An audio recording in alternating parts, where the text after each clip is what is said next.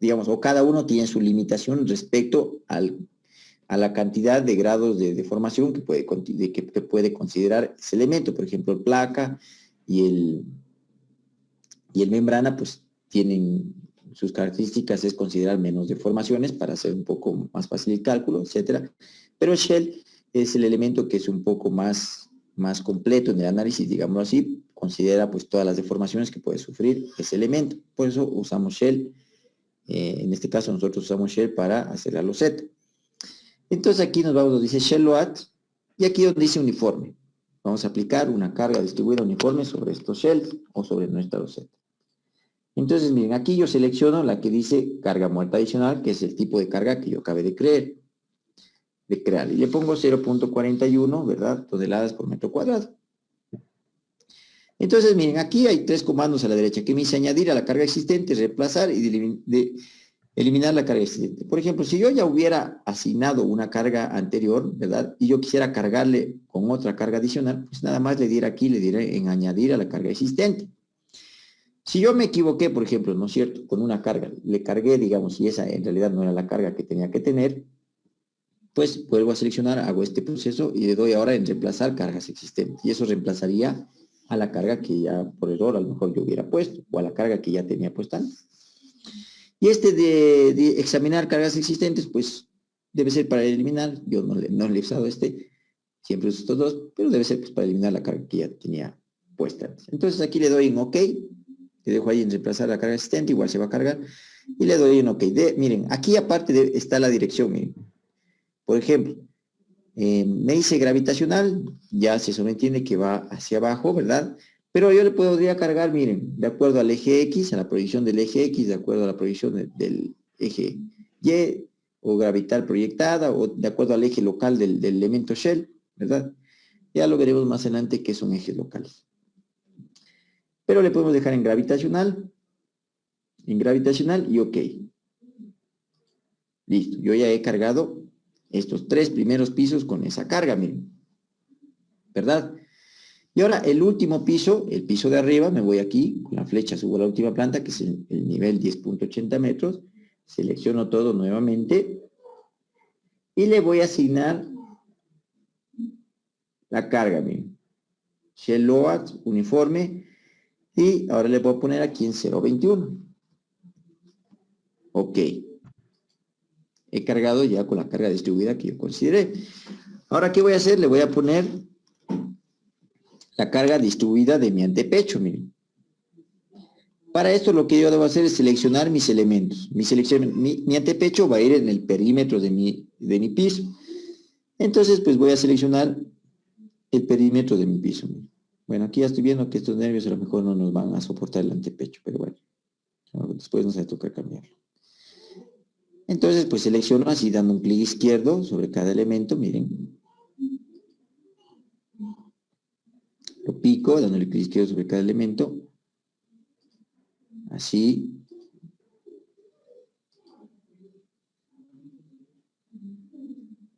Así. Puedo picarlo así, dándole clic izquierdo sobre cada elemento.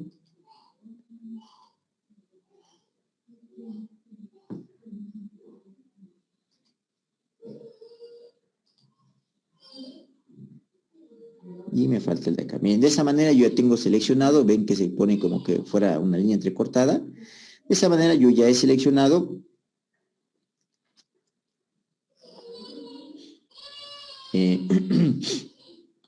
todos mis elementos. Entonces me voy a venir acá, asignar. En cambio aquí donde dice frame load, y aquí dice distribuida. Miren, yo puedo asignar cargas puntuales. Si yo considerara que alguna carga va a actuar de forma puntual, pues miren, ahí tengo el que dice point, es para cargas puntuales. Si yo quisiera considerar que una carga va a actuar de forma puntual en un nudo, pues miren, podría usar a lo mejor este de aquí, de join load, donde dice fuerza, ahí es para yo en algún nudo, es decir, en algún punto de mi estructura, poder aplicar una carga puntual. Como no es nuestro caso, nos vamos aquí a frame load y le damos en distribuida. Y se nos va a desplegar esto, miren.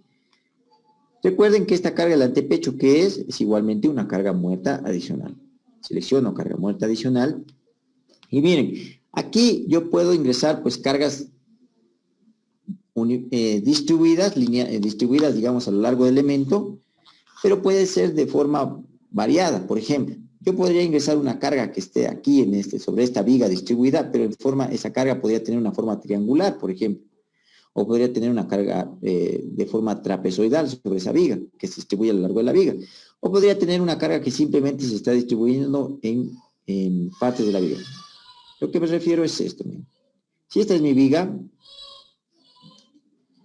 yo podría cargarlo de esta manera, es decir, así, con una carga distribuida uniformemente, ¿verdad? Podría cargarlo con una carga triangular, podría cargarlo con una carga nada más que sea así, distribuida pero en un tramo, o podría cargarlo a lo mejor con una carga trapezoidal, miren. Pues como yo considere que esa carga, digamos, representa, digamos, las cargas que va a tener mi estructura.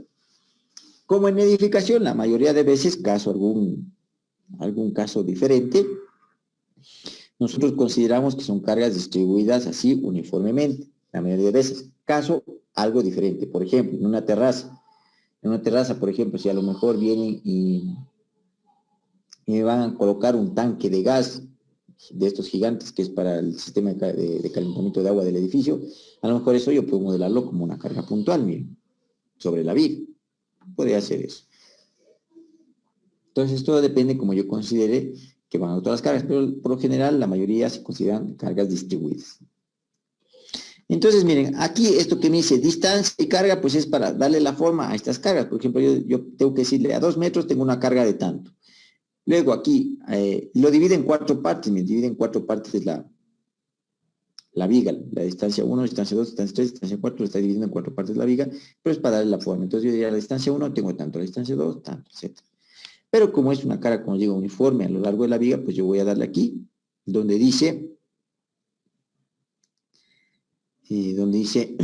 distancia absoluta, aquí, y les voy a dar aquí en uniforme. Entonces, con eso ya estoy diciendo que es una carga uniforme, y de lo que nosotros teníamos, pues, la distancia, la carga del antepecho era 0,27. Miren, le doy OK. Aquí la dirección, no se olviden, siempre la dirección de las cargas, gravitacional, ya el programa lo sobreentiende que va hacia abajo, ¿verdad? Y no solamente puedo aplicarle cargas, miren, también podría aplicarle un momento. Por ejemplo, si yo tuviera un momento ahí que considero un momento que está actuando, pues podría aplicarle un momento también a mis vigas. Entonces, pues le voy a dar en OK. Y miren, se me traza como que unas líneas perpendiculares a la viga. Miren, estas líneas chiquititas, pues ya me estaría indicando que está cargado. Bueno, acá no se me traza, son las verticales se me trazan. Ya me estaría diciendo que está cargado. ¿Cómo puedo verificar que está cargado? Miren, pues simplemente a esta viga me acerco, le doy un clic izquierdo y luego un clic derecho. Y me voy aquí me enseña la descripción de esta viga, sus propiedades, qué nombre tiene, etcétera, etcétera. Pero le voy donde dice LOAD y me dice, miren, esta viga está cargada con una carga muerta adicional de 0,27 toneladas por metro, que es uniforme.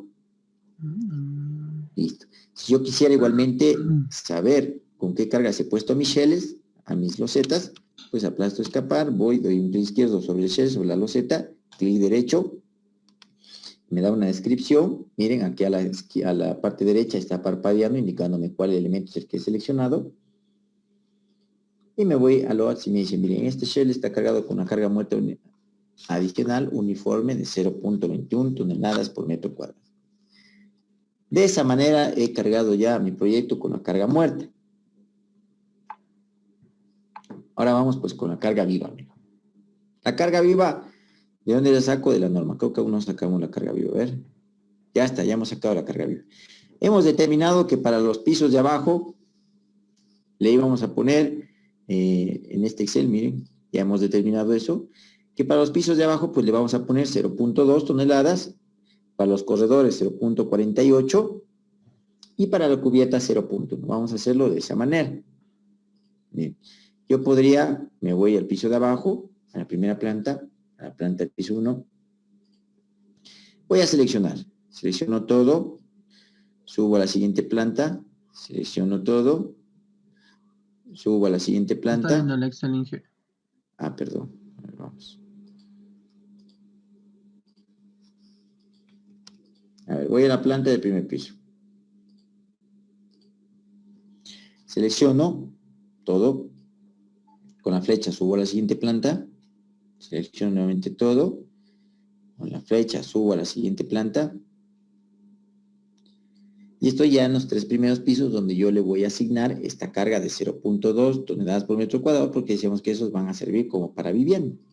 0.2. Entonces me vengo aquí en asignar, Shell Load, Uniform, y aquí selecciono, como esta es carga viva, selecciono pues carga viva, que es live, y le pongo aquí 0.2.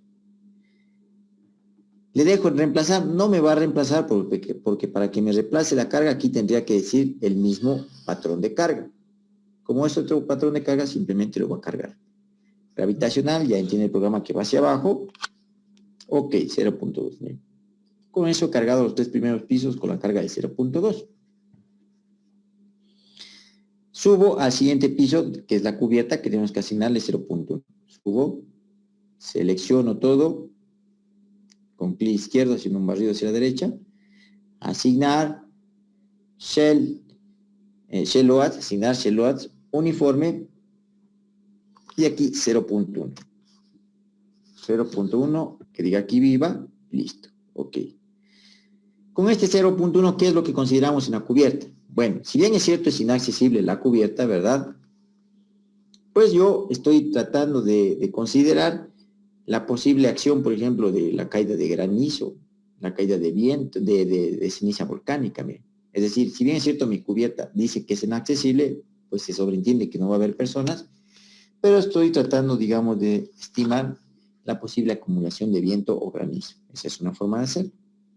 Otro a lo mejor dice, no, yo en lugar de cargarlo con carga viva, sí, le voy a asignar 0.1, pero como considero que es granizo, le voy a poner en el patrón de cargas, no carga viva, sino carga de nieves, no. Bueno, puede ser, ya son criterios y criterios. Ya, realmente eso en el cálculo no afecta mucho. Al yo ponerlo como carga viva, bueno, pues, estoy tratando de estimar eso. Ahora miren, lo que tengo que hacer es en los pasillos, lo que dije es estimarle la carga de 0.48. Recuerden que, ¿qué es lo que tenemos como pasillo? Como no tenemos un plano muy detallado arquitectónicamente, ¿verdad? Pues podríamos considerar como pasillo las gradas. Como no hemos dibujado las gradas, sino que las tenemos como losa, pues igual que nos transmita, digamos, ese efecto de la carga. Pero bueno, pero para eso, a ver, sí, este de aquí es el de la grada. Miren, como voy a cargar en todas las gradas con eso, bueno, excepto en este de la cubierta, me bajaría un piso más abajo. Miren. Estoy en el 1080, me bajo al piso de abajo, al 8,1. Y aquí selecciono este, el de las gradas, doy clic izquierdo. Me bajo otra vez al piso de abajo, en el 540, doy clic izquierdo. Me bajo otra vez al piso de abajo, listo. Y me vengo aquí en asignar, Shell Load, Uniform, en viva, y ahora es una carga de 0.48, ¿verdad? Como esto ya seleccionamos todo hace un rato, recuerden que hace un rato seleccionamos todo y le cargamos con eso, pues ahora sí tendría que decir, como yo le voy a dejar este quise reemplazar a la carga existente, pues le va a reemplazar a esa que ya le asignamos anteriormente en este pedazo, le va a reemplazar por 0.48, miren, le doy OK, y como verifico, pues le doy un clic izquierdo y un clic derecho y ya. Tiene una carga, miren, claro, no, a ver, sí, le reemplazó porque anteriormente habíamos cargado todo con 0.2, le reemplazó y ahora le dejo con 0.48. Y obviamente también tiene la carga tradicional de 0.41, que en realidad pues si se ponen a pensar, bueno, tampoco es que iban a las gradas a poner paredes, ¿verdad? Pero bueno, podríamos dejarle, tampoco hay mucho problema. Ya. ¿Hasta ahí me siguieron? ¿Alguien tiene alguna duda hasta ahí?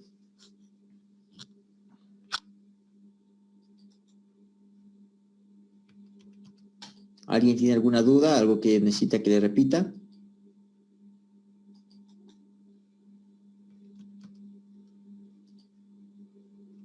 Ingeniero, he visto algunos que, esa es una pregunta, ¿no?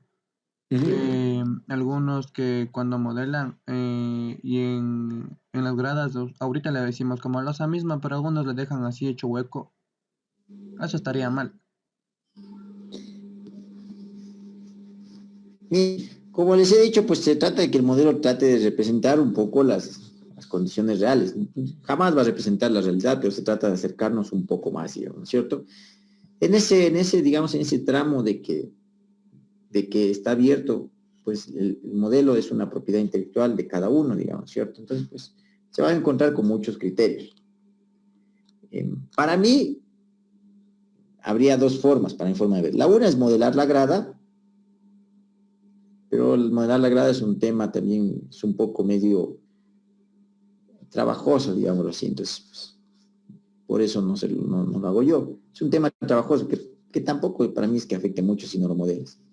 Entonces, la una opción sería modelar la grada, y la otra, pues, es, digamos, es esa carga que te va a transmitir la grada debido a su peso propio y debido a la carga viva de la cual va a hacer uso, pues es esa carga transmitirá a la estructura, que es lo que estamos haciendo nosotros. Estamos modelando como una losa con el objetivo de que las cargas que va a soportar la grada se transmitan a la estructura. Si yo decido no modelarle, pues, ¿qué te diré? Pues, yo creo que entre no modelarle y modelarle como una losa, yo creo que, pues, por lo menos mejor es modelarle como una losa, ¿verdad? Pero como les digo, pues, a lo mejor por ahí se va a encontrar con algunos criterios, entonces, pues, cada uno tiene que ir formando sus propios criterios, apegándose, como digo, por una parte, a la parte de lo que nosotros ya tenemos de conocimiento del cálculo manual y de los conceptos que ya tenemos, ¿verdad? Y por otra parte, pues como digo, tratando de representar lo que en realidad pasa en la realidad, digamos. Y bueno. otra preguntita, disculpe. El paño ese que quedó, que ahí se ve que dice 02, ese, ¿qué representa? ¿Es como que un ascensor o qué es? Aquí. Ah. Ese es un ducto, ¿no? Ese es un ducto que puede ser, por ejemplo, un ducto para paso de aire, para paso de sol, digamos, ¿no? Hay muchas edificaciones que tienen ductos que pueden ser para paso de aire o para pasos de sol, digamos, ¿cierto? Si, por ejemplo, yo tuviera un ascensor, pues a lo mejor no le modelaría, le dejaría con un hueco, simulando el hueco del ascensor. Si tengo ductos, igualmente debo quitarle eso y hacerle el ducto. Pues nosotros no le hemos quitado todavía porque ya lo vamos a hacer, ya le vamos a hacer hueco esto de aquí, ya le vamos a hacer hueco, pero como les digo, pues si tienen ductos hay que hacerle un hueco porque los ductos nos transmiten carga. Y si tengo un ascensor, obviamente va a haber una carga del ascensor, pero pues es una carga que no está en un solo piso, sino está en todos los pisos, entonces pues ya la influencia va a ser también mínima, entonces si tengo un ducto de ascensor, pues también podría dejarle como hueco. Gracias, Inge. ¿Alguien tiene alguna otra pregunta? Bueno, entonces continuamos. Hemos asignado ya la carga muerta y la carga viva, y ahora sí nos falta la carga sísmica. A ver, pues vamos a irnos con la carga sísmica. Déjenme ver si que yo aquí tengo la carga sísmica. Pues, bueno, lastimosamente aquí parece que no le he puesto la carga sísmica. Déjenme traerme un archivo. ¿Dónde está? Cargas sísmicas, aquí tengo este. Bueno, vamos a hacer un recuerdo de esto de cargas sísmicas porque, pues, esto debieron haberlo aprendido, digamos, en estructuras 2. Esto, pues, de acuerdo al sílabus que tienen, pues se enseña en la materia de estructuras 2, pues entonces debieron haberlo aprendido esto. Bueno, pero vamos a hacer un recuerdo. Déjenme ver, aquí pues voy a cambiarle esto simplemente, bueno, ya dejémoslo. Este es un archivo, digamos, que yo utilizo para mis cálculos, para mis proyectos, pues simplemente es una hoja de Excel. Miren, para la carga sísmica, digamos, nosotros utilizamos esta fórmula de aquí, que es la del cortante basal. ¿Qué dice? El cortante basal que va a actuar en una estructura es igual a I, que es un factor de importancia de acuerdo al tipo de estructura. Para estructuras normales vale 1. Para estructuras muy importantes, pues vale 1.5 o 1.3. ¿Y a qué se refiere con importante? Se refiere pues a la función que estas estructuras cumplen en nuestra sociedad. Y por ejemplo, ahí podemos ver, por ejemplo, hospitales. Los hospitales tienen una función muy importante porque son estructuras que en un terremoto no pueden colapsar. Y no pueden colapsar porque deben seguir atendiendo a los heridos de terremoto. Si ya colapsa el hospital, pues ya nos morimos todos mejor.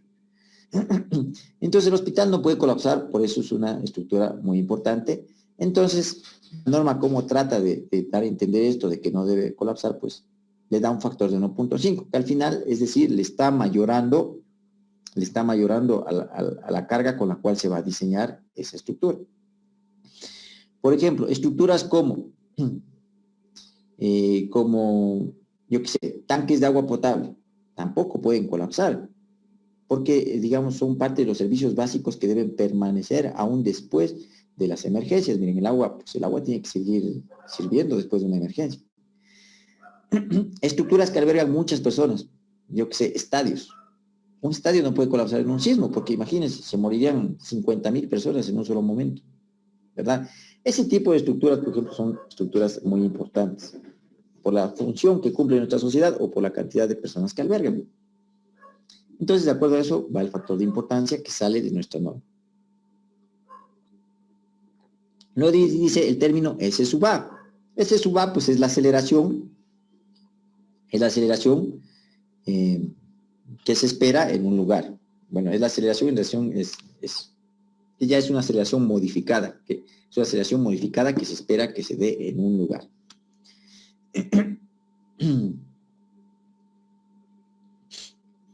El término, dice S sub A por T sub A. Pues nada, solamente quiere decir la aceleración para un periodo. T sub A en realidad no lo tomamos en cuenta, es el mismo, S sub A, T sub A es el mismo. Dividido para R. R, pues, es el coeficiente que se llama, pues, factor de reducción de respuesta sísmica. Y digamos, es de los parámetros más importantes. Bueno, ya creo que he hablado con ustedes de este tema, pero bueno, vamos a volver a chequear. A lo mejor ya creo que algunos se cansan con este también. Yo diseño con un espectro de aceleraciones que tiene esta forma. Este espectro me representa las aceleraciones que yo voy a tener, las aceleraciones sísmicas que voy a tener en el lugar donde yo voy a construir mi proyecto. Como ustedes saben, fuerza es igual a masa por aceleración, ¿verdad? Si la masa me la está dando mi proyecto a través de su peso, y la aceleración es la aceleración que el terremoto va a producir en ese lugar. Pues si ya tengo masa y tengo aceleración, pues tengo las fuerzas que van a actuar en mi edificio, las fuerzas sísmicas. Y la aceleración, pues se la representa a través de un espectro, es decir, una curva que es aceleración versus tiempo. Entonces yo aquí entro con el periodo de vibrar de mi estructura, con el periodo natural de vibrar, y determino qué aceleración le corresponde a mi estructura, por una parte. Pero miren, en realidad, pues, si yo hiciera eso, es decir, entro con el periodo, saco la aceleración, y esa aceleración la multiplico por la masa, tendría la fuerza real, en teoría real, teórica, digamos, en teoría real, porque obviamente las acciones sísmicas son de origen estocástico, es decir, pues no podemos predecirlas, pues lo que nosotros nos basamos es en registros, es en valores promedios, pues digámoslo que en teoría real, pero como les digo, no es real porque no podemos predecirlo. Hasta el momento no podemos predecirlo. Entonces, pues, digamos, se hace valores promedios en base a estadísticas, en base a registros, etcétera, etcétera, y se saca esta curva. Entonces, digamos que de acuerdo pues a lo que nosotros conocemos de nuestra ciencia, en teoría le va a entrar, por ejemplo, nada más como número, 500 toneladas de fuerza sísmica a nuestro edificio. ¿Yo qué hago? Yo voy y esta fuerza de 500 la estoy dividiendo para este factor R. Y, por ejemplo, este R puede ir desde 8 hasta 1, digamos. Pero digamos que yo para mi edificio tomo un factor R de 8. 500 dividido para 8, ¿cuánto es? A ver. 500 dividido para 8, pues más o menos es 60 toneladas, miren. Es decir, yo a mi edificio lo voy a diseñar con una curva más pequeñita, donde la fuerza con la que yo voy a diseñar a mi edificio es de 60 toneladas. Miren. Entonces, pues esto suena medio loco, ¿no? Suena medio loco porque ¿cómo es posible que yo, sabiendo que en la realidad mi proyecto va a soportar una carga de 500, lo estoy diseñando para que nada más soporte 60? Es decir, suena medio loco porque no lo estoy diseñando para que soporte las condiciones reales, ¿verdad? Entonces, el resto de diferencia que hay de energía, porque la fuerza sísmica nada más es energía, pues digamos que esas 440 que faltan de fuerza, yo voy a asumir que mi estructura la va a disipar, esa energía la va a disipar. ¿Y cómo la va a disipar? A través de deformaciones plásticas. Es decir, yo ya de entrada, por eso tienen que entender esto, de entrada en mi diseño ya estoy aceptando en un sismo fuerte, mi estructura se va a dañar. Y se va a dañar con el objetivo de disipar esa energía. Por eso, pues quien a veces le diga que este edificio, esta casa fue diseñada para que no le pase nada, es un mentiroso.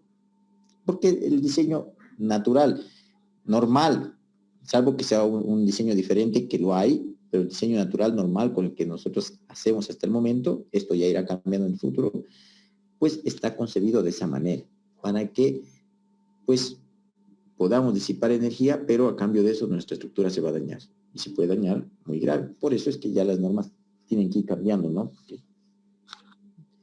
Porque pues es mucho daño el que puede soportar una estructura. Pues, ¿y qué tanto podríamos decir se va a dañar? Pues depende de este factor R, miren. Si este R es de 8, pues yo estoy diciendo que 8, pues 8 es el máximo que tenemos en nuestra norma. Pues si ese R es de 8, yo estaría diciendo pues que va a tener la máxima capacidad de deformación, la máxima capacidad de disipar energía. Asimismo, pues el daño va a ser alto. Si el R es de 6, pues va a tener una capacidad de disipar energía de 6, digámoslo así, pero asimismo el daño va a ser de 6. Si yo tomara un R de 2, pues el 2, digamos, va a tener, digamos, va a poder disipar la mitad de esa energía y el daño pues va a ser igual menor. Es decir, entre yo más adopte un R más grande, pues estoy asumiendo que mi estructura va a tener mayor capacidad de energía, pero asimismo estoy diciendo que mi estructura también va a sufrir un daño mayor. Entonces este R se ha estudiado, digamos, ¿no es cierto?, en función del tipo estructural, en función si son pórticos, si son muros, si son contravientos, y se le ha dado un R, que es lo que nos da la norma. Pero miren, este R, pues nada más escoger y tomarlo, ¿no es cierto? Para que yo haga toda esta aceptación ideológica de que mi estructura va a tener, pues, toda esa capacidad de disipar energía, pues, no es que nada más lo acepto como pensamiento, no. Mi estructura debe cumplir con muchas condiciones. Y esas muchas condiciones, pues, están reflejadas a través de las normas de diseño. Es decir, debo asegurar que los estribos estén bien doblados, debo asegurar que los diámetros mínimos y máximos que me da la norma, los porcentajes y cuantías mínimas y máximas, debo hacer revisiones de otros criterios como columna fuerte, viga débil. Es decir, son una serie de condiciones. Por eso es siempre importante tratar de cumplir lo más que podamos la norma, porque eso va a influir al final en la ductilidad que tenga nuestra estructura. Obviamente, digamos, si la norma me dice 8, pero yo no estoy seguro, digamos, de que estoy pues cumpliendo con todo lo que me dice la norma, pues a lo mejor digo, no, yo no estoy seguro de que estoy cumpliendo todo, pues yo no le voy a enseñar con un R de 8, como me dice la norma. Yo voy a tomar un R menor, a lo mejor 7, a lo mejor 6, ¿verdad? Porque a lo mejor no estoy seguro de mis cálculos. Estoy seguro de mis cálculos, sí, pero no estoy seguro de cumplir todo lo que me pide la norma, entonces yo puedo a lo mejor adoptar un R menor. Por una parte. Por otra parte, si ven también que también está, este valor de aquí está dividido para phi sub P y phi sub B. Phi sub P y phi sub B son coeficientes de irregularidades, es decir, valen, por cada irregularidad que tenga nuestra estructura, vale 0.9. Ya vamos a ver más adelante las irregularidades. Pero si ustedes le ven, si yo divido este número, saquémoslo al R, si yo divido este número de aquí para esto de aquí, que vale 0.9, pues obviamente este número va a crecer, ¿verdad? Digamos, si yo divido 500 para 0.9, obviamente el resultado va a ser 540, por ejemplo. Es decir, ese número creció. Entonces, estos factores, phi sub P y phi sub B, lo que hacen es castigar a nuestra estructura. ¿Y cómo la castigan? La castigan obligándonos a diseñarlo con una fuerza sísmica mayor. ¿Por qué? Debido a las irregularidades que tenga la estructura. Una estructura, pues entre más irregular sea, pues la castiga más y se la diseña con una fuerza sísmica mayor, justamente para prever los problemas que pueden causar esas irregularidades. Entonces, miren, pues una vez que ya les he explicado esta fórmula, que es la del cortante basal, pues vamos a proceder al cálculo. Y ahora nada más, miren, esto digamos al final es un número, miren, todo esto podemos expresar como un número, ¿verdad? Y por S sub A, digo para R, phi sub P, phi sub B, pues te podemos expresarlo como un número. Un número que multiplica ¿a qué? Al peso de la estructura, miren. Es decir, ¿qué es la fuerza sísmica? Pues nada más es un porcentaje del peso de la estructura. Por eso las fuerzas sísmicas también se llaman fuerzas inerciales, porque son fuerzas producto del peso de la masa de la estructura. Entonces, la fuerza sísmica, pues nada más resulta de nosotros calcular un porcentaje del peso de la estructura que actúa como fuerza sísmica. Entonces, a este porcentaje, nosotros le podemos llamar coeficiente basal. Coeficiente basal o coeficiente sísmico, ¿verdad? Es decir, nosotros podemos expresar la fuerza sísmica como un porcentaje de la estructura, es decir, el cortante basal, esta fórmula es el B, es el cortante basal es igual, por ejemplo, al 35% de peso de la estructura. Bueno, es una forma de expresar. Bueno.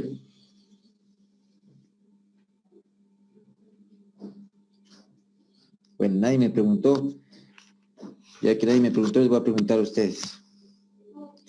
¿Por qué no diseñaríamos, si sabemos, digamos, si sabemos que cuando adoptamos un R mayor, ¿verdad? Estamos diciendo que nuestra estructura va a sufrir más daño, ¿verdad? Entonces, con un R de 1, ¿verdad? Con un R de 1, en teoría, estaríamos diseñando con la curva grande, ¿verdad? Miren, porque esta es la curva chiquita. Pues la división entre esta curva y esta otra curva es lo que decimos R, que es lo que disminuye la curva grande.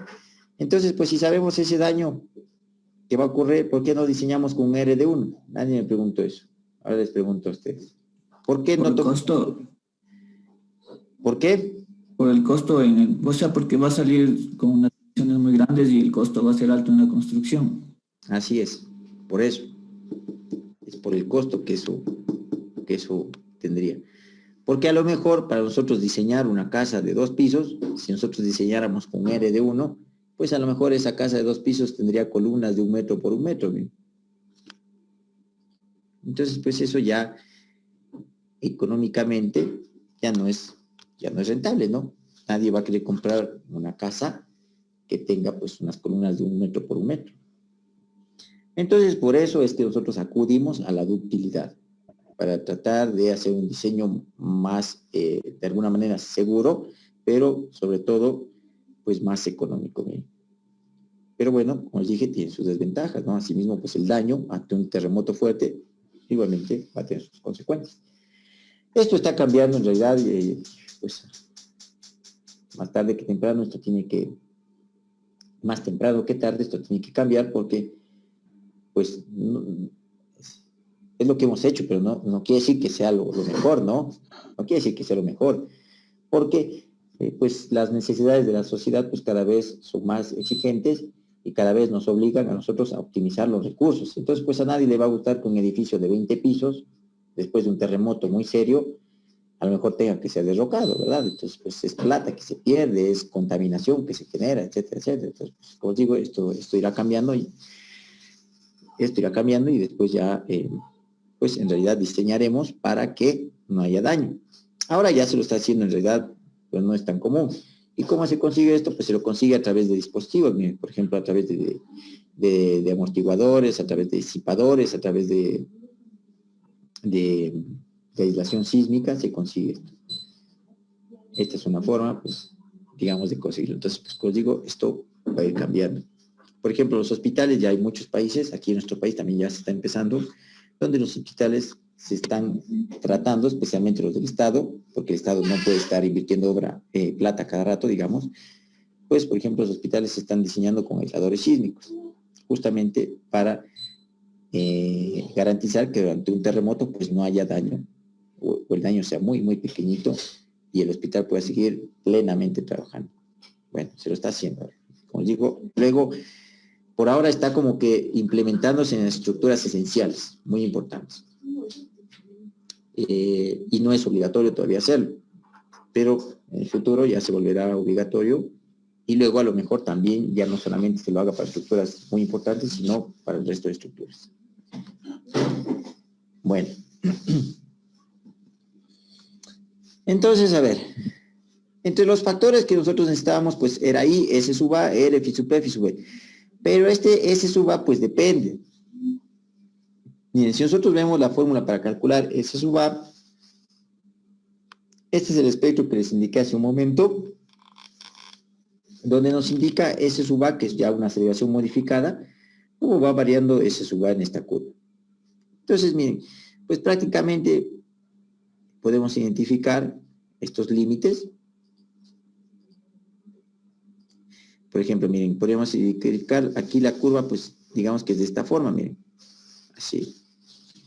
Pero podemos identificar estos límites, miren, este límite y este límite, ¿verdad? Entonces, pues aquí, digamos, el primer límite dice T sub 0, que es igual a 0.1 F sub S por F sub D dividido para F sub A. Estos tres factores son factores que dependen del tipo de suelo, del lugar donde se encuentra nuestro proyecto. Igual aquí, T sub C, que es el otro límite, 0.55 F sub S, F sub D dividido para F sub A. Igual, estos valores de aquí dependen del tipo de suelo donde se encuentra nuestro proyecto. Y estos F sub S, F sub D, F sub A, pues son datos que nos da el estudio de suelo o que nos saca de nuestra norma. Ya vimos nosotros en clases de una salida de nuestra norma. Entonces yo voy a necesitar esto de aquí, miren. F sub S, F sub D, F sub A. Entonces lo que tengo aquí yo nada más es recopilar esa información, miren. Tipo de suelo es el suelo tipo D. A este tipo de suelo tipo D le corresponde un R igual a 1, que es otro factor que depende del suelo.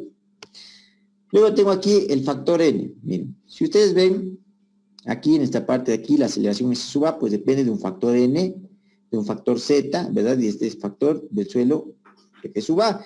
Si estamos por acá, mire, depende del factor N, del factor Z, del factor F sub A, depende de T sub C, ¿verdad? T sub C, pues que nada más es el periodo, T sub C es este periodo de aquí, este periodo límite de aquí, y T es el periodo que nosotros podemos ir variando para poder construir esta curva. Entonces aquí asoma también un factor R, que es el que yo tengo arriba. ¿De dónde sale esto? De la norma. Entonces el R para el suelo tipo D es igual a 1. El factor N que vimos hace un ratito, pues N sale igualmente de la norma, miren. Y sabemos que el N para provincias de la sierra es 2.48. Miren, N para provincias de la sierra es 2.48. ¿Dónde me voy? A ver, ¿dónde me voy para sacar esos valores? Pues me voy aquí a la norma ecuatoriana de la construcción, a NEC 16, y en el capítulo de peligro sísmico, pues ahí voy a obtener eso. Miren. Me voy a la norma ecuatoriana de la construcción, capítulo 1, el capítulo de peligro sísmico. Pues de ahí salen esos factores, miren. Esa curva que yo les mostré, pues sale de ahí mismo. Entonces, por ejemplo, vamos a ver.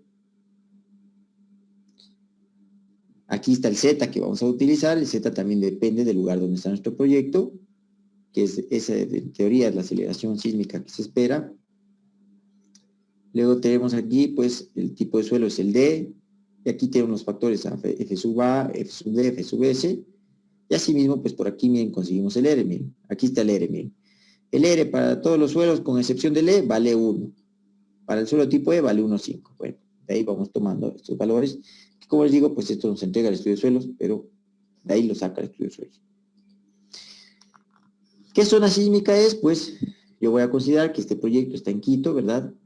Quito es la zona sísmica 5, le corresponde una aceleración con respecto a la gravedad de 0.4. Es decir, en teoría, pues el sismo que se presenta en Quito va a tener una aceleración igual a 0.4 G.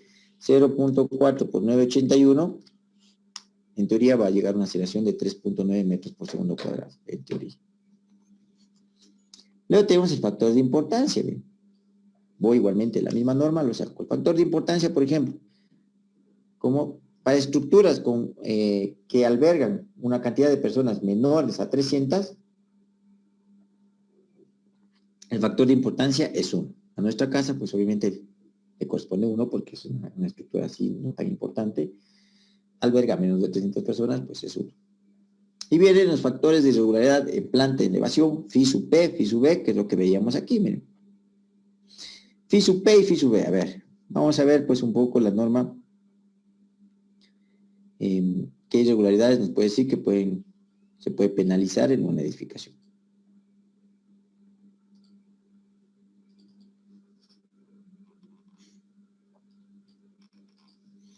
Entonces, miren, nos vamos a la NEC, el capítulo de peligro sísmico, en la parte 2, en cambio, ahí nos va a indicar las irregularidades, miren, que son estas de aquí.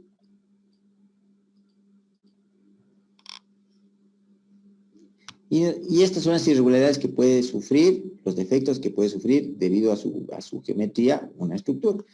Entonces, por ejemplo, tenemos irregularidades en elevación y irregularidades en planta. Vamos acá un poquito más adelante. Y las que castiga son estas las normas. Irregularidad torsional. A cada irregularidad le corresponde un factor de 0.9.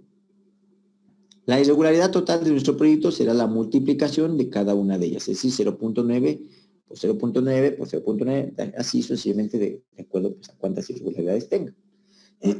Entonces, irregularidad torsional nos dice que existe irregularidad torsional cuando la máxima deriva, la deformación así, la máxima deriva de un piso, pues es mayor que 1.2 veces el promedio de estas derivas. Eso ahorita no la podemos evaluar. No la podemos evaluar porque pues tenemos que correr el modelo. Le vamos a dejar ahí pendiente. Luego la evaluaremos. Pero esto sí podemos evaluar. Esto que es visual sí podemos evaluar. Por ejemplo, ese retroceso excesivo en la esquina. Mire.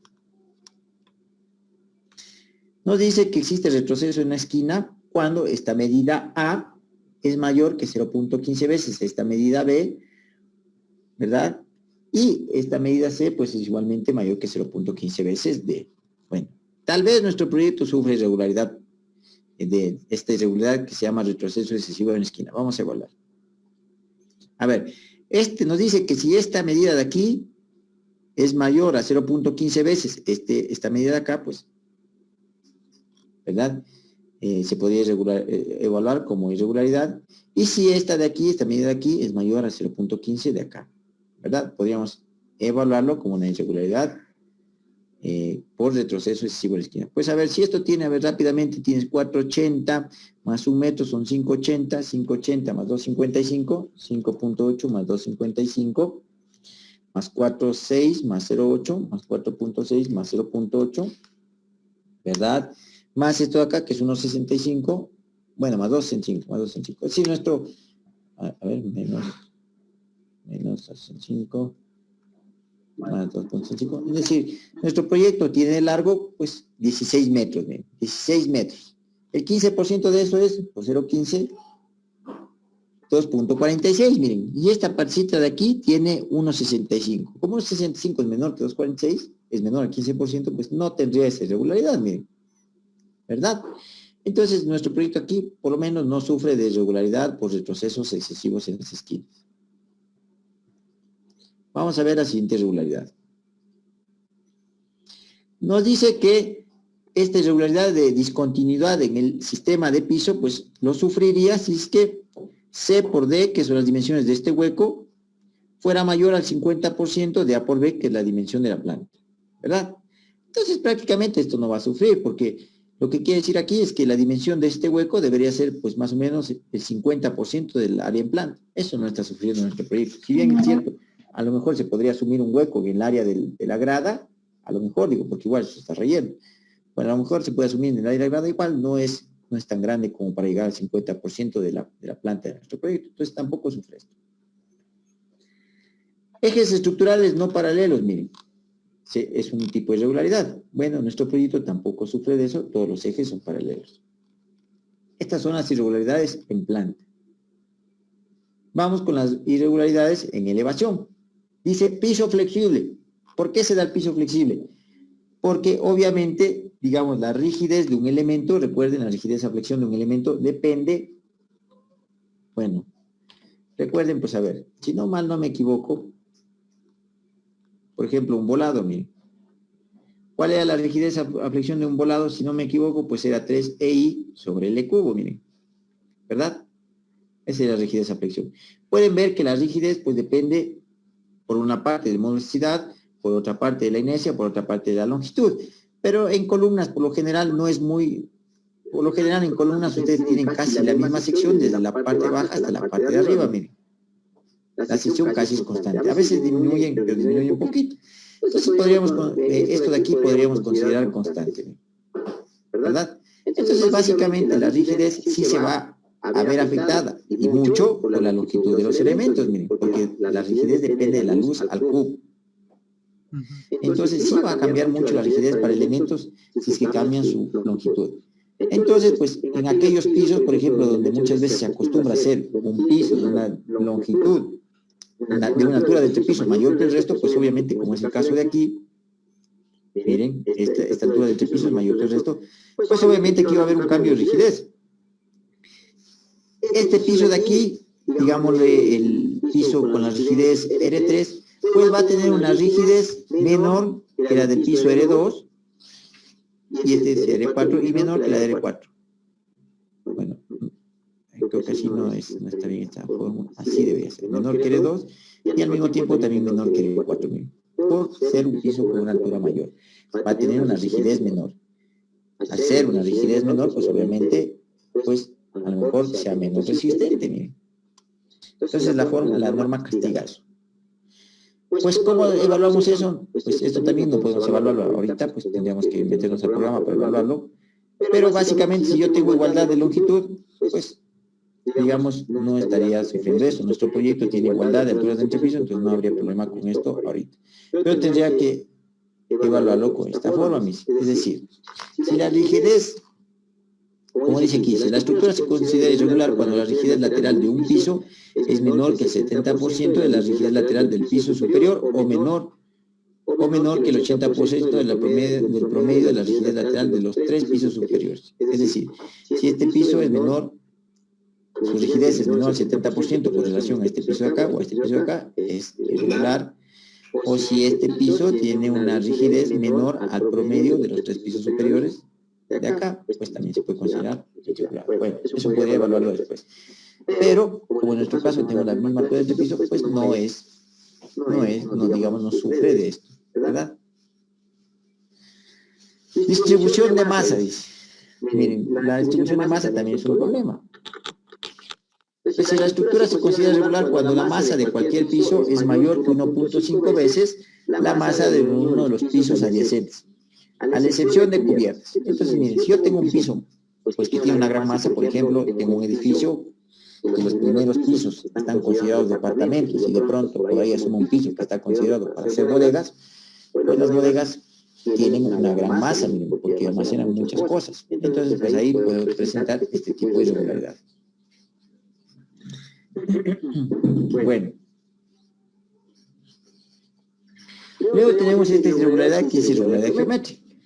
Dice, la estructura se considera irregular cuando la dimensión en planta del sistema resistente en cualquier piso es mayor que 1.3 veces la misma dimensión del piso adyacente. Como pueden ver, si este piso es 1.3 veces más grande que el piso superior o que el piso inferior, pues obviamente tendrá esta irregularidad geométrica. En nuestro caso no sucede eso porque el mismo piso se replica hacia arriba.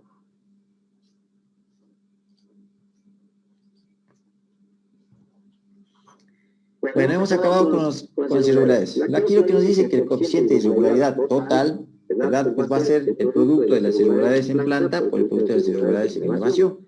Y cada irregularidad, recuerden que vale 0.9.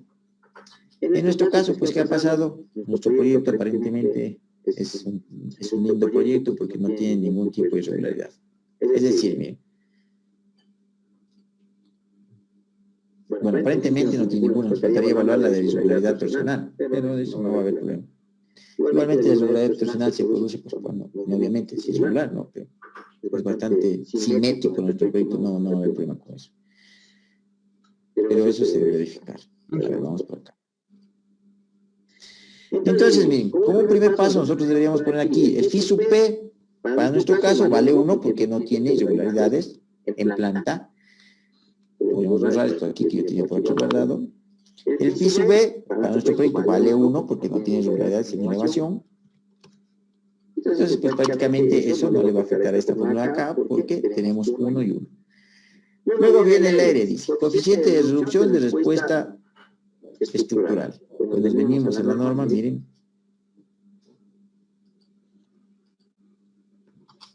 En esta parte de aquí me parece que está.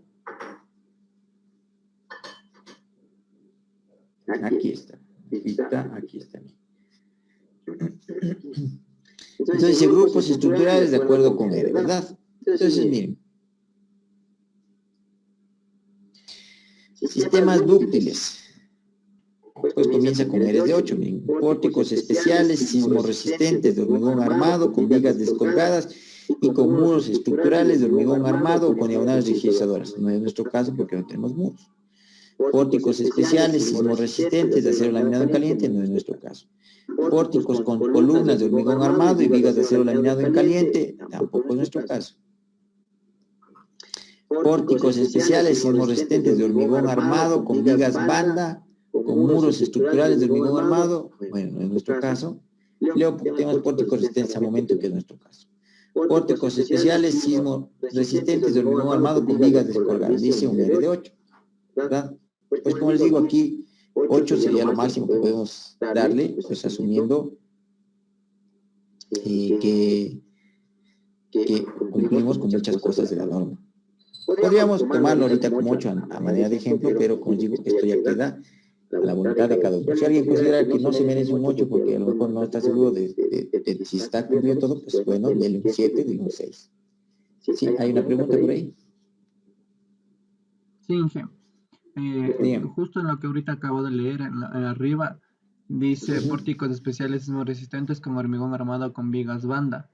Entonces, aquí está, o sea, la norma está considerando que aún se puede realizar vigas banda, pero si se habla y normalmente se dice que eso ya no se debería hacer.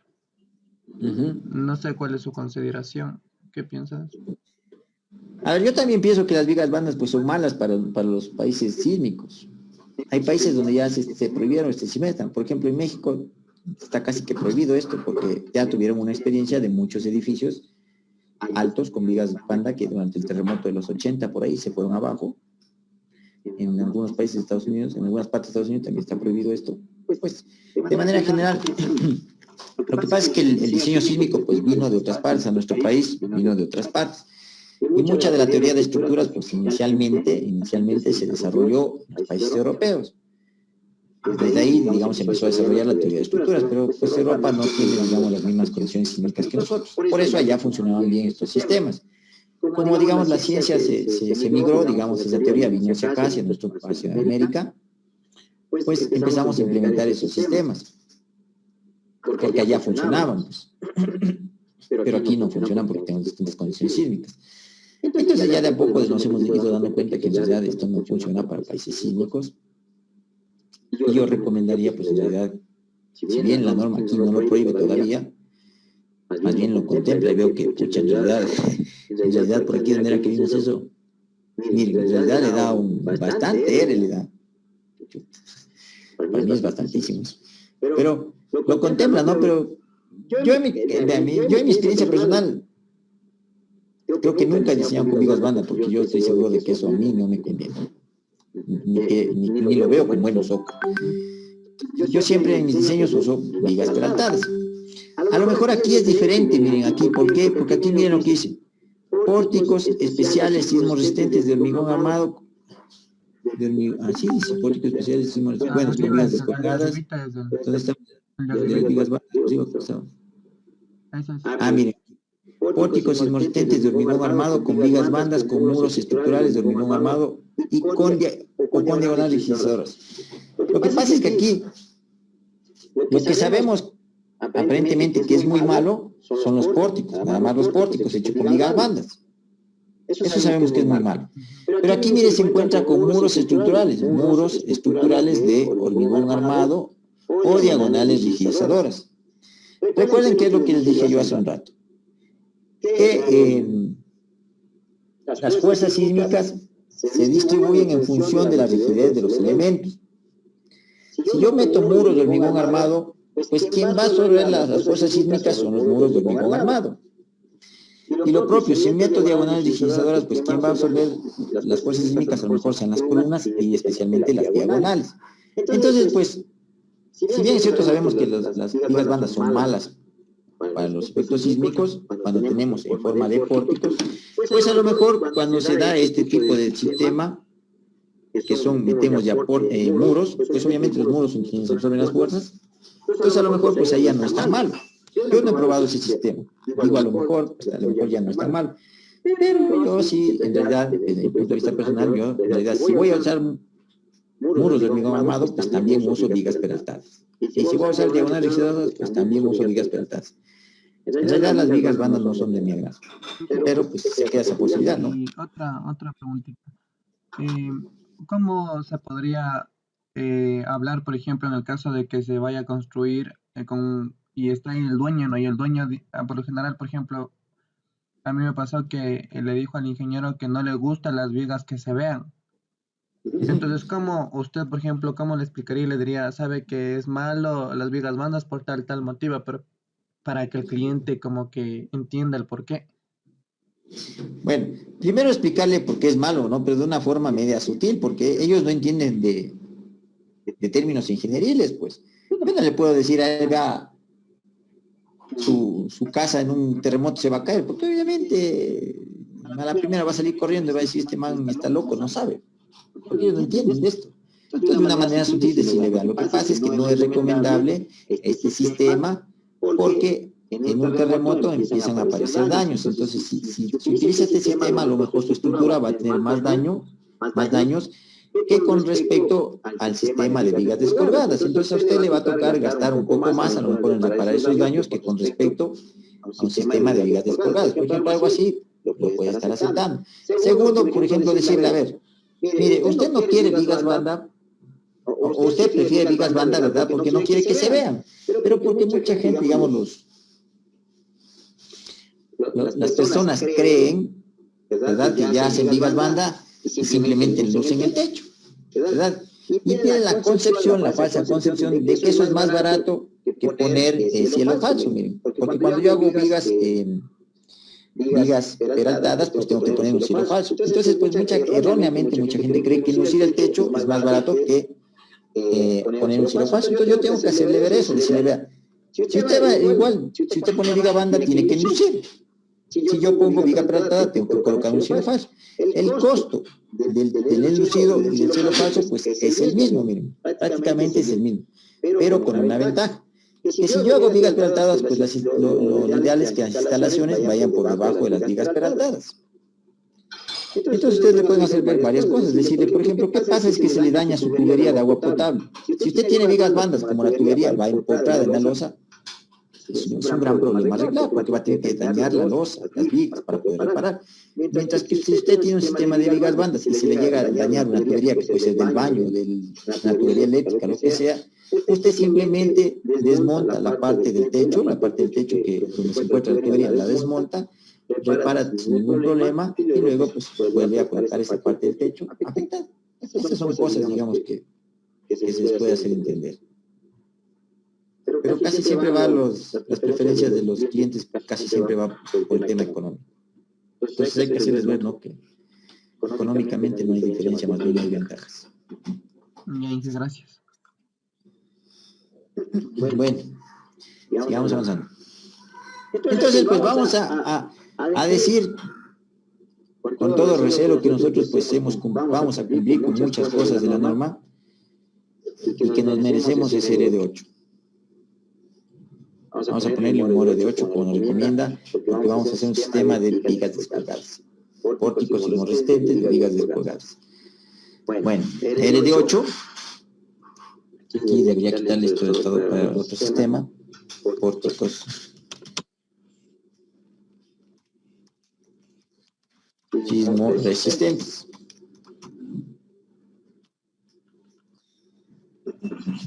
Bueno, ahora miren los factores del suelo que decíamos F sub A, F sub S y F sub D, pues nos da el estudio de suelo, lo sacamos de la norma. En nuestro caso, como es en Quito y es un suelo tipo D, es F sub A 1.2, F sub S 1.28 y F sub D 1.19. Aquí, digamos, tengo un resumen de los factores que he seleccionado. Miren. Y ahora pues voy a tratar de establecer mi coeficiente de aceleración sísmica para el análisis estático. Miren. Entonces, de acuerdo a esta curva, este de aquí es el periodo de mi estructura, el periodo de vibración de mi estructura. De acuerdo a esta curva, Pues con el periodo de vibración de mi estructura, yo puedo determinar qué tipo de aceleración le corresponde, qué valor de aceleración le corresponde. Entonces, miren, la norma igualmente nos da aquí, bueno, nos da estos intervalos, miren. S sub A, tenemos esta parte de la meseta, que es recta, digamos, esta parte de aquí podríamos decir que es recta. Pues S sub A es igual a N por Z por F sub A, ¿verdad? ¿Hasta dónde? Hasta el valor de T sub C. Pasado T sub C, pues S sub A es igual a N por Z por F sub A por T sub C dividido por T elevado a la L. Entonces, yo puedo determinar este intervalo de aquí y luego con el periodo de mi estructura podría determinar este otro intervalo de acá. Entonces, miren, el intervalo de aquí que es N por Z por F sub A lo tengo calculado aquí. S sub A para este intervalo de aquí es igual a N por Z por F sub A. N por Z y por F sub A. Nos da 1.19. Ahora voy a determinar el límite de aquí del periodo T sub C, que es igual a 0.55 F sub S por F sub D dividido por F sub A. T sub C es igual a 0.55 por F sub S por F sub D dividido por F sub A. Me da 0.69. Si mi estructura tendría un periodo menor a 0.69, pues le corresponde este valor de aceleración. Si mi estructura tiene un periodo de vibración mayor a 0.69, pues le correspondería algún valor de los de acá. Entonces 0.69. Voy a evaluar el periodo de vibración de mi estructura. La norma nos dice que el periodo de vibración... Ahora, por ejemplo, esta fórmula para mí es... Bueno, debe tener obviamente su fundamento teórico y todo para estar en la norma, ¿no? Pero para mí es lógica esta fórmula. Porque miren, si ustedes recuerdan lo que ya vieron en estructuras 2 de vibraciones, ¿verdad? ¿De qué depende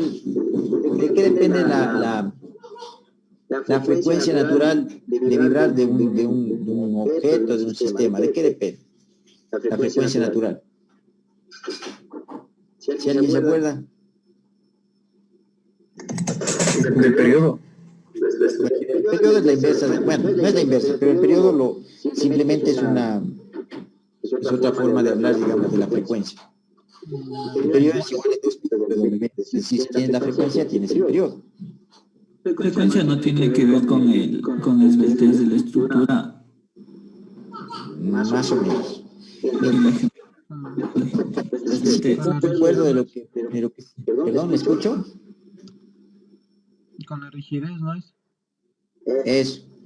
Miren, la frecuencia de vibración de un sistema, ¿cómo la obteníamos?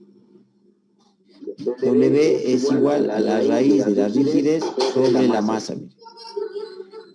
Con esta fórmula tan simple, pero que a la vez para nosotros es muy importante porque nos está entregando la frecuencia de vibración de un sistema.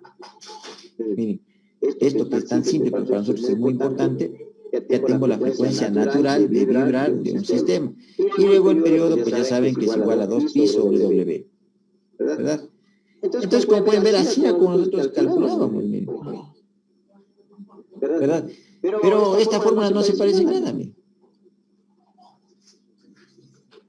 Entonces, si bien es cierto, pues, esta fórmula debe tener su fundamento teórico, pero para mí, desde mi óptica, no está tomando en cuenta estos parámetros tan importantes. Entonces, pues, muchas veces este periodo que nosotros calculamos con esto no se parece al periodo que calculamos con el programa. El periodo que nos da el programa, pues, ese sí es el que más se aproxima a la realidad. Pero bueno, vamos a tomar esto que nos dice la norma. Miren, la norma nos dice que el periodo se puede evaluar como C sub T, que es un coeficiente, depende del tipo de edificio, por HN elevado al alfa, donde HN es la altura máxima de la estructura, y alfa, pues, digamos, es un coeficiente de acuerdo al material. Entonces, pues, miren.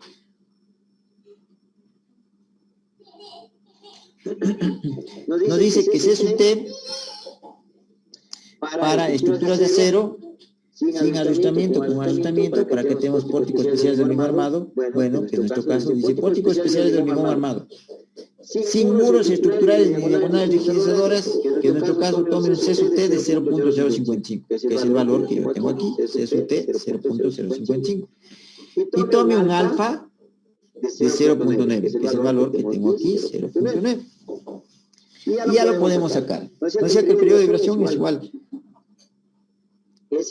a T sub T es igual al coeficiente C P por la altura de nuestro edificio elevado al alfa. ¿Cuál es la altura de nuestro edificio? Pues de acuerdo a lo que hicimos, era la altura hasta la cubierta era 10.80 metros. Miren. Entonces yo voy a cambiar, la altura aquí es 10.80. Entonces miren el periodo que en teoría debería tener nuestra estructura. T va a ser igual a C sub T por la altura elevado al alfa. Pues nos dice que más o menos el periodo de nuestra estructura debe estar en 0.46 segundos. Bueno, vamos a ver si se parece o no se parece. A veces que se parece, a veces que no se parece. Esto, digamos, no se puede, con una fórmula tan simple no se puede asegurar que ese va a ser el periodo de una estructura.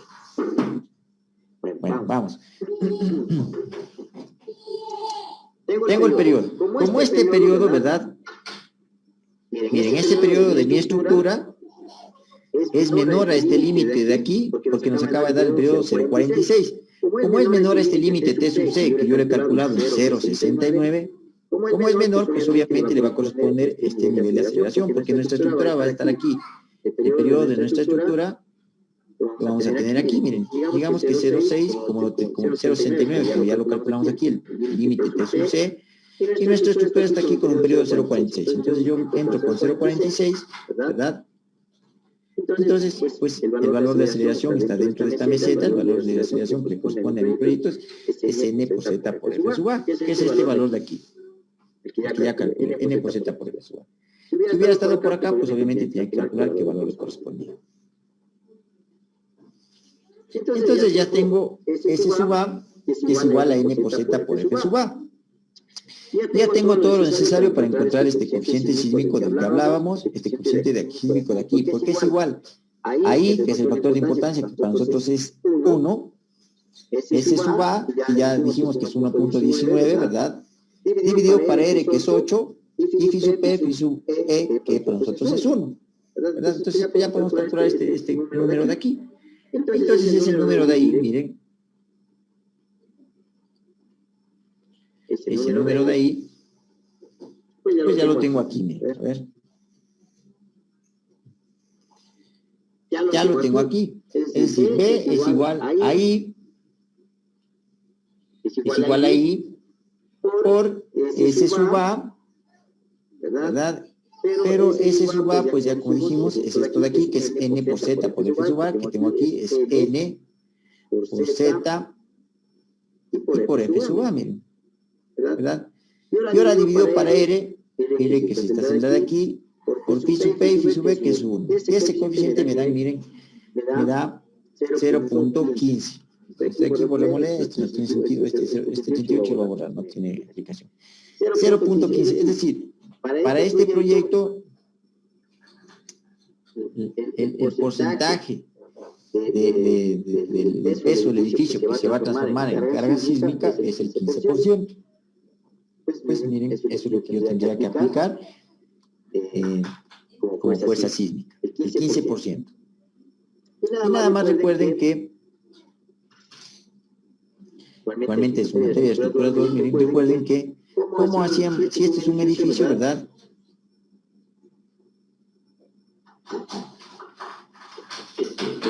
Si este es un edificio, así de esta manera, bueno, vamos a hacer nuestro edificio, representarlo aquí. Tenemos 4 pisos. Si este es nuestro edificio, ¿verdad? Había una forma de distribuir las fuerzas sísmicas en sentido vertical, ¿verdad? ¿Y cómo las distribuíamos? Pues las distribuíamos en función de la altura de cada piso y de la carga sísmica que tenía pues cada piso. Y íbamos distribuyendo, íbamos distribuyendo la fuerza sísmica en cada piso. ¿Y cómo era esa distribución de fuerzas sísmicas? Era de esta manera, miren. Es decir, a los pisos altos les correspondía la mayor fuerza sísmica y luego iba disminuyendo de esta manera. Así y así, ¿verdad? Así es la distribución de fuerzas sísmicas. ¿Y cómo era el cortante? En cambio, el cortante, como es la suma de esas fuerzas sísmicas, pues nada más se va acumulando, miren. Este es nuestro edificio.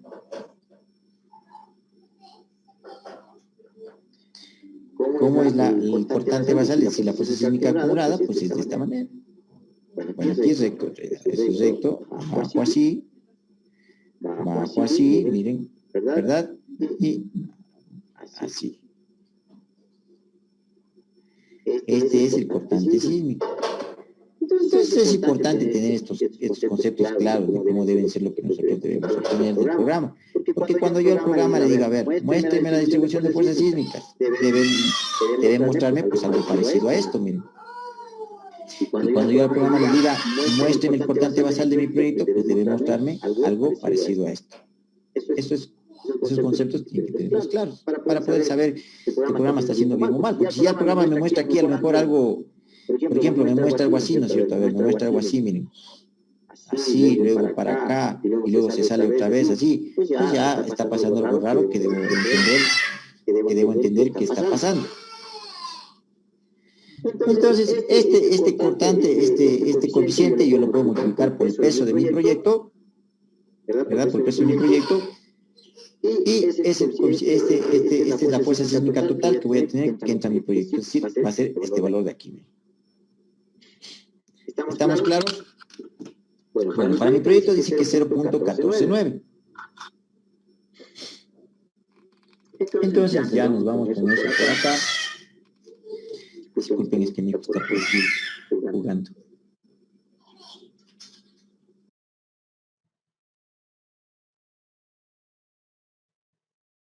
Ya se fue a jugar por afuera.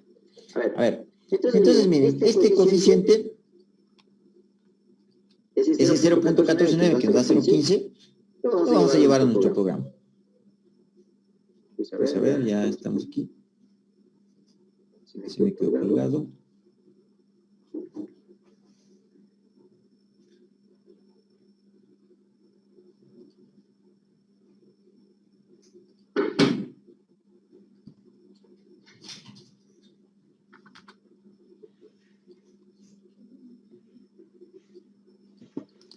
Se me colgó el programa. Bueno, esperemos a que reaccione un momento. O sea que a mayor, en edificios que son más grandes, el cortante sísmico afecta más a los pisos de arriba. Sí, como vieron, las fuerzas sísmicas, los pisos superiores, son los que reciben mayor fuerza sísmica. Así es como se distribuye. Así es como se distribuye. Ahora, lo de distribución de fuerzas, pues obviamente nos lo inventamos nosotros, los seres humanos, pues. Porque el sismo en realidad no es eso, el sismo es un movimiento en el terreno.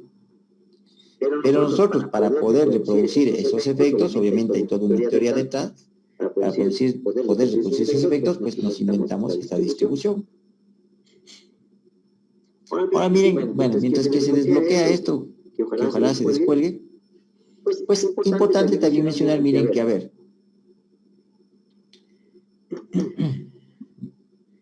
miren, en un edificio, pues, como respuesta a las fuerzas sísmicas, pues se producen desplazamientos que ya vamos a ver nosotros, que se llaman derivas, que debemos controlar los desplazamientos de nuestro edificio. Se producen también aceleraciones, ¿verdad? Porque miren, una cosa es la aceleración debida al terreno, digamos que en nuestro caso ya vimos que iba a ser pues más o menos 4 metros por segundo, que iba a llegar al suelo, a nuestro terreno. Esto llega al suelo, a la base de nuestro edificio. Cuando nuestro edificio empieza a vibrar, pues obviamente, digamos, lo que sucede es que estas aceleraciones se amplifican ya en la estructura. Y digamos que pues cada piso tiene su aceleración. El piso 1 tiene una aceleración, el piso 5 tiene otra aceleración, porque es el fenómeno de vibración.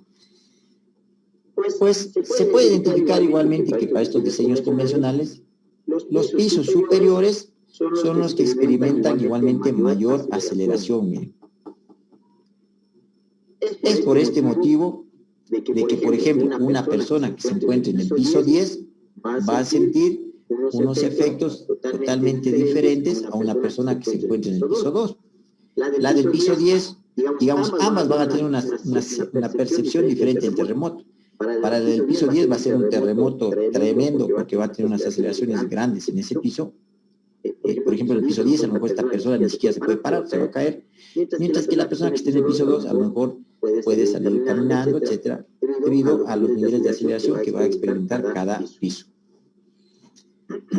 ¿Y esto qué tiene, digamos, que ver? Pues bien, la estructura, nuestro edificio, la estructura y las paredes generalmente se conocen con el nombre de elementos no estructurales, pues estos elementos son susceptibles a los desplazamientos. Miren.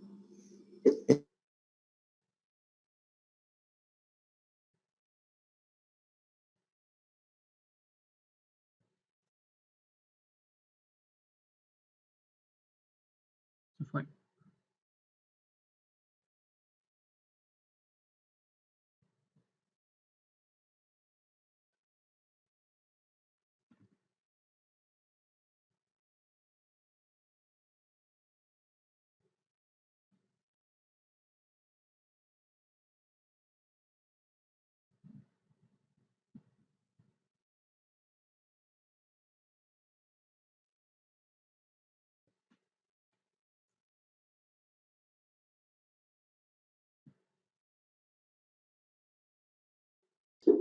Parece que se quedó un poco mal esto. Parece que quedó un poco medio